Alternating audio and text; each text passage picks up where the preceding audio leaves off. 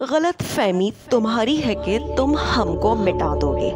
ہمارے یہاں تو لاکھوں سے 72 جیت جاتے ہیں۔ اور کون 72 تھے؟ 72 تھے ہزاروں میں تسلیم و رضا والے، عقیدت میں خدا ان کا تھا اور یہ تھے خدا والے۔ کسی نے جب وطن پوچھا تو حضرت نے فرمایا مدینے والے کہلاتے تھے، اب ہیں کربلا والے۔ انداز بیاں چینل میں خوش آمدید۔ آج کچھ اس طرح ہے کہ تاریخ کربلا سے کون واقف نہیں، کربلا کو کون نہیں جانتا، واقعی کربلا میں کیا ہوا کیا نہیں ہوا، حقیقت کیا تھی، سچ کیا تھا، فسانہ کیا تھا، اس کے کردار کون تھے، اس سے کون واقف نہیں۔ واقعی کربلا کو قیامت تک نہیں بھلایا جا سکتا، جس میں نواسہ رسول حضرت امام حسین رضی اللہ تعالی عنہ کو شہید کر دیا گیا تھا۔ یزید خلیفہ کے مسند پر برجمان ہو چکا تھا اور اس کے لیے سب سے بڑا خطرہ اللہ اور اس کے رسول صلی اللہ علیہ وآلہ وسلم اور دین اسلام پر ڈٹ جانے والے حضرت امام حسین تھے، جنہوں نے اپنے نانا کے حق پر مر مٹنے اور اسے بچانے کی قسم کھا رکھی تھی۔ یزید سمجھ رہا تھا کہ والد اور بھائی کی شہادت کے بعد حضرت امام حسین رضی اللہ تعالی عنہ کمزور ہو چکے ہیں۔ اس نے سوچا کہ اپنی طاقت اور کو مزید بڑھانے اور حکومت کو مکمل طور پر اپنے قابو میں کرنے کے لیے آپ رضی اللہ تعالی عنہ کو اپنے راستے سے ہٹانا بہت فائدہ مند ہوگا، لیکن اسے یہ معلوم نہ تھا کہ سردار جنت کے لیے دنیاوی خلافت کوئی معنی نہیں رکھتی۔ کوفہ والوں کے خطوط حضرت امام حسین رضی اللہ تعالی عنہ کو موصول ہوئے، جن میں یزید کے مظالم بیان کیے گئے تھے اور دین اسلام کو درپیش خطرات سے آگاہ کیا گیا تھا۔ ایک اطلاع آپ کو یہ بھی ملی کہ شراب نوشی عام ہو چکی ہے۔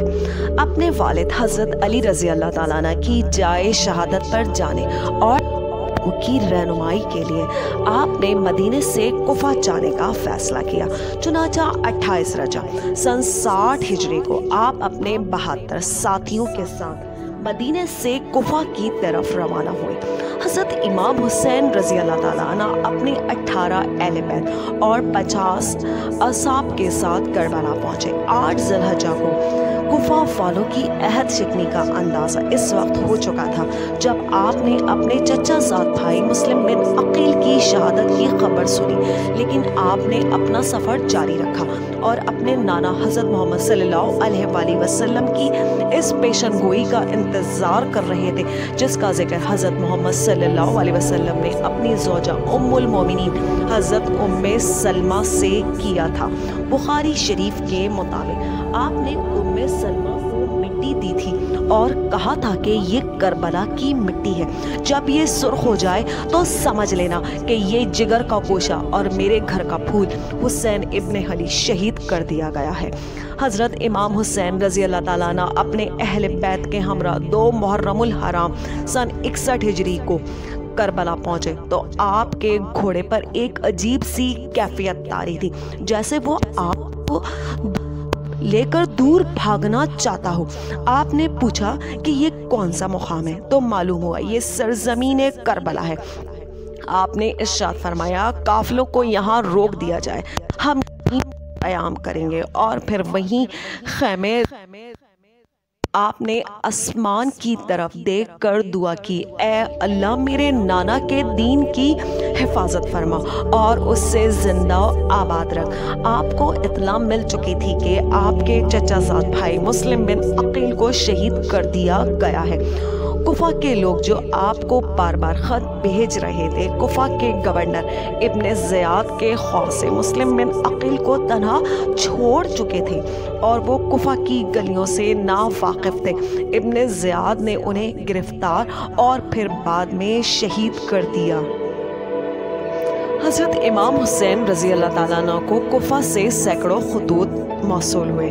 ان کے جواب میں آپ نے مسلم بن عقیل کے ہاتھ جو خط بھیجا وہ کچھ اس طرح تھا، میں اپنے خاندان کے سب سے با اعتماد چچا زاد بھائی کو آپ کی طرف بھیج رہا ہوں تاکہ وہ مجھے آپ لوگوں کے حالات سے آگاہ کریں، مگر اس نے مجھے یہ خبر دی کہ آپ لوگ وہی ہو جس نے مجھے خطوط لکھے، تو آپ کے ہاں آؤں گا۔ امام صرف وہ ہے جو کتاب خدا پر عمل پیرا ہو، عدل قائم رکھے اور اپنے آپ کو خدا کے لیے وقف کر دے۔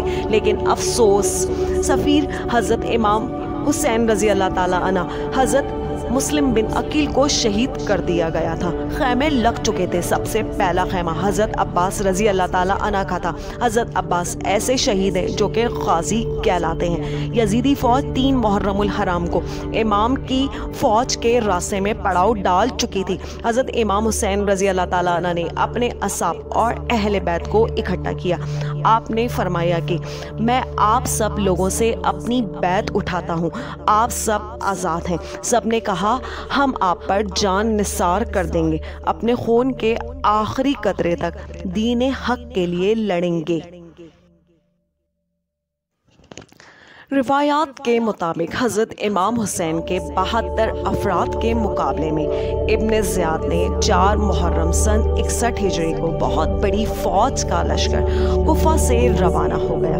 7 محرم الحرام کو یزیدی فوج نے طاقت کے نشے میں مست ہو کر حضرت امام حسین رضی اللہ تعالیٰ عنہ کو پیغام بھیجا کہ آپ اپنے خیمے پانی کے قریب سے اٹھا لیں، اور راستے میں یزیدی فوج کو بٹھا دیا گیا۔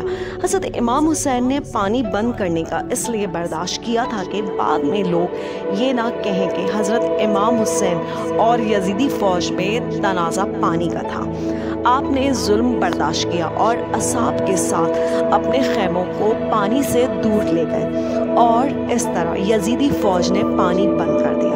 9 محرم الحرام کو یزید کی فوج میں مزید جنگجو شامل کر دیے گئے جو جنگ کرنے کربلا آئے تھے۔ شمر نے آتے ہی یزید کی فوج میں مکاری شروع کر دی اور اس نے حضرت عباس اور ان کے بھائیوں کے نام امان نامہ بھجوایا کہ آپ لوگ الگ ہو جائیں۔ شمر نے کہا آپ کی والدہ میرے قبیلے سے ہیں۔ حضرت عباس رضی اللہ تعالیٰ عنہ کی ماں کا ذکر آیا تو آپ نے کہا اپنی ناپاک زبان سے میری ماں کا نام مت لے، ان کی تربیت سے آج میں یہاں تک پہنچا ہوں۔ 9 محرم الحرام کی رات کو حضرت امام حسین نے اپنے اہل بیت کو اکٹھا کیا اور فرمایا آپ میں سے جو جانا چاہے وہ جا سکتا ہے۔ میری خواہش ہے کہ میرے نانا کے امتی جہنم سے بچ جائیں، وہ ہمارے خون کے پیاسے ہیں۔ کچھ دیر کے بعد آپ رضی اللہ تعالیٰ عنہ نے عباس سے کہا عباس روشنی بڑھا دو۔ اب کچھ 10 محرم الحرام کا سورج طلوع ہوا۔ سب لوگ پیاس سے نڈھال تھے۔ پیاسے بچوں کی سسکیاں ماحول کو پرآشوب بنا رہی تھیں۔ حضرت امام حسین رضی اللہ تعالیٰ عنہ کی 4 سالہ بیٹی حضرت بی بی سکینہ پیاس سے نڈھال تھیں۔ انہوں نے اپنے چچا حضرت عباس رضی اللہ تعالیٰ عنہ سے پانی کا تقاضا کیا۔ حضرت عباس رضی اللہ تعالیٰ عنہ بی بی سکینہ اور حضرت علی اصغر کے لیے پانی لینے نکلے۔ آپ کے ایک ہاتھ میں علم اور دوسرے ہاتھ میں تلوار تھی۔ آپ نے مشکیزہ اپنی پشت پر لٹکایا اور حضرت امام حسین کی اجازت سے پانی کے لیے روانہ ہوئے۔ یزیدی دشمن گھاٹ لگائے بیٹھے تھے۔ یزیدی فوج کو رونتے ہوئے حضرت عباس پانی تک پہنچ گئے۔ آپ نے مشکیزہ پانی سے بھرا اور گھوڑے پر رکھ دیا۔ حضرت عباس رضی اللہ تعالیٰ عنہ تیزی سے گھوڑا دوڑا رہے تھے کہ کسی تیر اندازے نے ایک تیر مشکیزے پر مارا، پانی ضائع ہونے لگا۔ آپ نے موسیٰ کا علم نیچے نہیں کیا اور اپنی جان کی پرواہ کیے بغیر آپ نے تلوار والا ہاتھ مشکیزے کے پانی کو ضائع ہونے سے بچانے کے لیے استعمال کیا اور پرچم بلند رکھا۔ تلوار ہاتھ میں نہ ہونے کا فائدہ اٹھاتے ہوئے ایک یزیدی سپاہی نے جو درخت کی اوڑ میں چھپا ہوا تھا تلوار سے ایک زوردار وار کیا اور جس ہاتھ میں علم تھا وہ بازو شہید کر دیا۔ اسی اثنا میں آپ کا دوسرا بازو بھی شہید کر دیا گیا، لیکن آپ زندہ تھے۔ اسی نسبت سے آپ کو غازی کا لقب دیا جاتا ہے۔ ایک بدبخت کے نے پیچھے سے ایسی ضرب لگائی کہ آپ شہید ہو گئے۔ और इस तरह एक एक करके आपके सब साथियों को शहीद किया जाने लगा। हज़रत इमाम हुसैन रज़ी अल्लाह ताला अन्हु लड़ने के लिए करबला के मैदान में उतरे। नवासाए रसूल सल्लल्लाहु अलैहि वसल्लम कहर बनकर यजीदी फौज पर टूटे। 10 मुहर्रमुल हराम असर की नमाज का वक्त हुआ। आप घोड़े से उतरे, रेस से तयम्मुम किया और नमाज के लिए खड़े हो गए। यजीदी फौज के सिपाही ने हज़रत इमाम हुसैन रज़ी अल्लाह ताला अन्हु पर चारों तरफ से तीरों की बरसात कर दी। जब हज़रत इमाम हुसैन रज़ी अल्लाह ताला अन्हु सजदे में गए तो शिमर ने अपनी तलवार से आपका सर मुबारक अलग कर दिया। हज़रत ज़ैनब रज़ी अल्लाह ताला अन्हा ये सारा मंजर देख रही थी। फिर यजीदी फ़ौज ने खैमों को अलग कर दिया और औरतों के सरों से दुपट्टे छीन लिए और सबको कैदी बना दिया।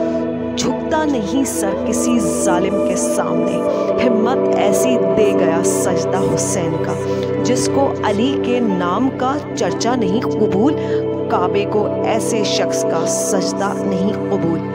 हमारे साथ रहने का बहुत बहुत शुक्रिया।